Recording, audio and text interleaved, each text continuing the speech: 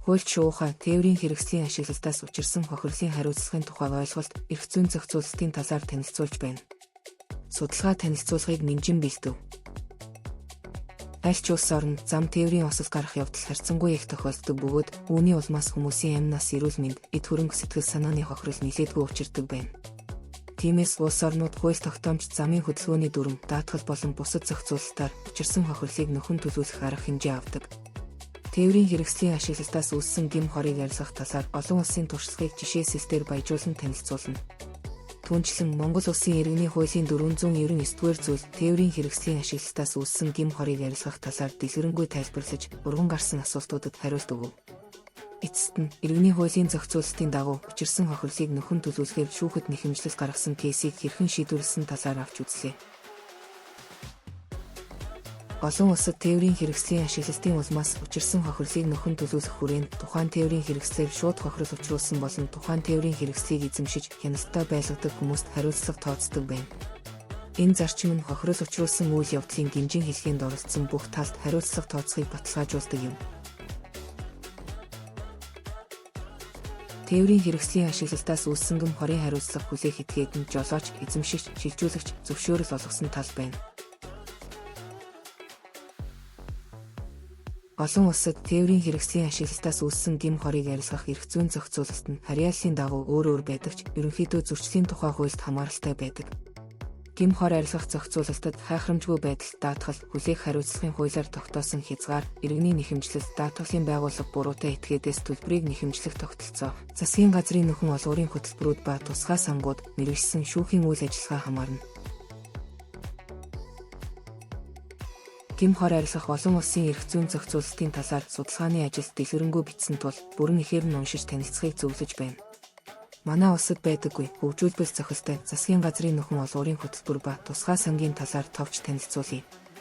Зарим улсад даатгалд хамрагдаагүй хохирол учруулсан тээврийн хэрэгслийг тодруулах боломжгүй болон бусад онцгой нөхцөл байдалд осолд өртсөн тээврийн хэрэгсэлд мөргүүлж хохирсон хүмүүст төрөөс болон тусгай сангаас нөхөн олгуур олгох, санхүүгийн тусламж үзүүлэх хөтөлбөрүүд байдаг.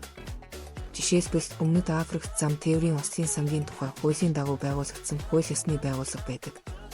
Уг төрөлжсөн сангаас тээврийн хэрэгслийн ослын улмаас нас барсан хүний гэр бүл гэмтэж бэртсэн иргэдэд гин буруугаас үл хамааран нөхөн олгуур олгодог ба нэхэмжлэлийг захиргааны процесс шүүхээр дамжуулан шийдвэрлэдэг байна.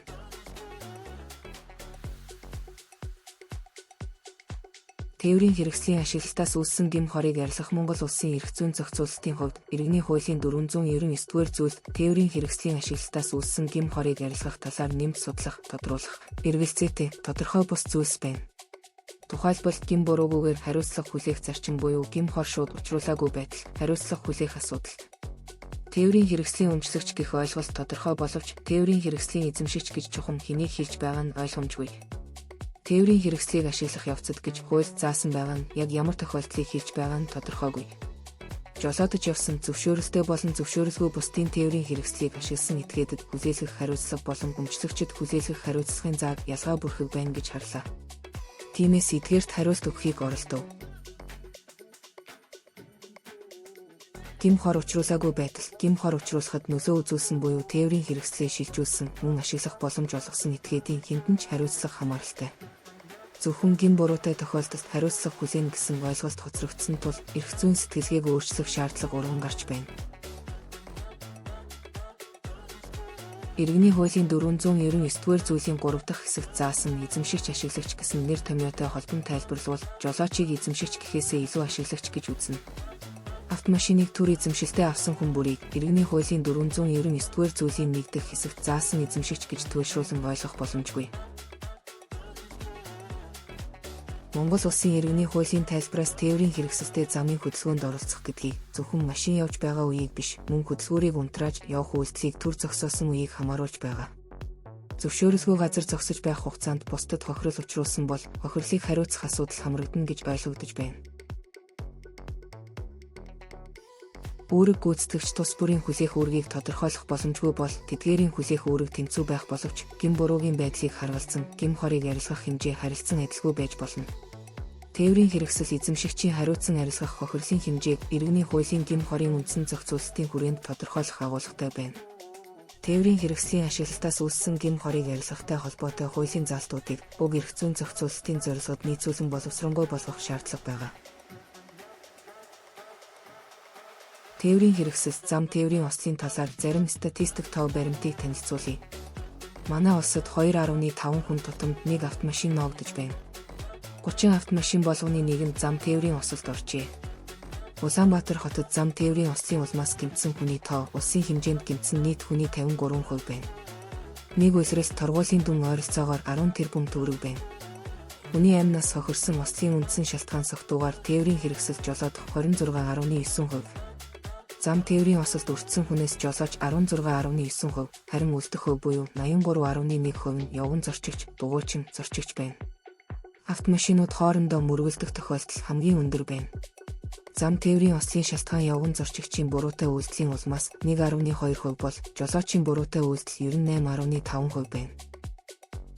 Иргэний хуулийн 499-р зүйлд холбогдох өмчлөгч хохирлыг нөхөн төлөх болсон шүүхийн шийдвэрийг танилцуулъя. А захын урт талд бензин түгээгүүрийн хажуугийн туслах замаас иргэн ов гэх хүний жолоодож байсан автомашин хурдтай ирж иргэн өвгийн жолоодож явсан автомашиныг мөргөсөн. Үүнээс болж иргэн өвд хохирол учирсан. Тухайн осол гаргасан автомашин нь компанийн тээврийн үнэллийн тээврийн хэрэгсэл байсан тул 2,383,500 төгрөгийг компаниас нэхэмжилсэн. Хариуцагч компанийн итгэмжлэгдсэн төлөөлөгч шүүхэд болон шүүх хуралдаанд гаргасан хариу тайлбартаа иргэн он тээврийн хэрэгслийг жолоодон явах үедээ нэхэмжлэгчийн тээврийн хэрэгсэлтэй мөргөлдсөн. Нэхэмжлэгчид гэмт хор учруулсан гэх этгээд нь тээврийн хэрэгслийг жолоодон явсан иргэн ов байх ба түүнд зөрчлийн тухай хууль заасны дагуу хариуцлага хүлээлгэсэн.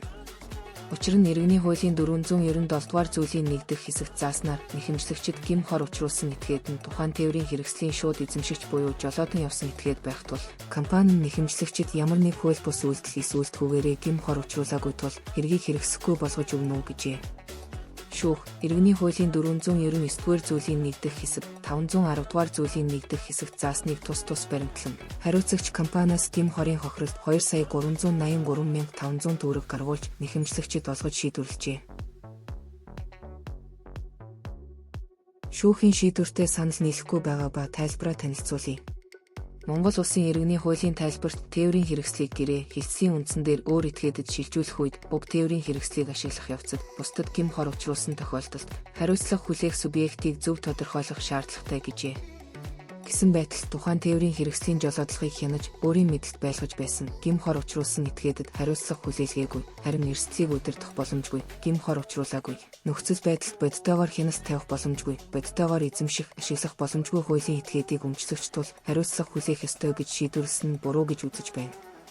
Иргэний хуулийн 499-р зүйлийн 1 дэх хэсэгт зорчигч болон ачаа тээвэрлэх зориулалт бүхий тээврийн хэрэгслийг ашиглах явцад бусдын амнаас эрүүл мэндэд хохирол учирсан буюу эд юмсан нэвтэрч устж гэмтсэн бол тухайн тээврийн хэрэгслийг эзэмшигч учирсан гэмт хорыг нөхөн төлөх үүрэгтэй. Тээврийн хэрэгслийг эзэмшигч гэж тодорхой заасан байтал өмчлөгчид хариуцлага хүлээлгэсэн явдал нь буруу юм.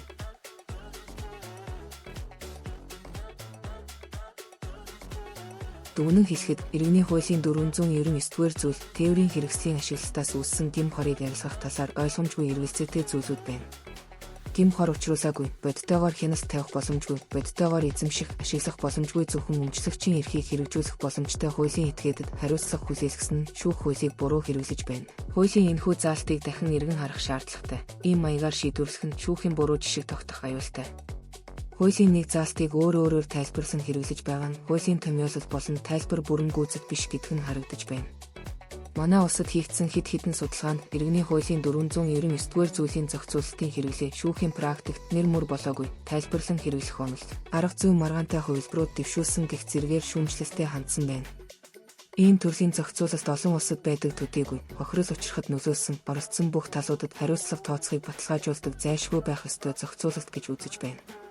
Хуулийн зохицуулалтын талаар иргэд мэдлэггүй, бусдад хөтлөгддөг, буруу ташаа мэдээллээр хангагддаг, улмаар их хэмжээний төлбөрт орох эрсдэлтэй байна.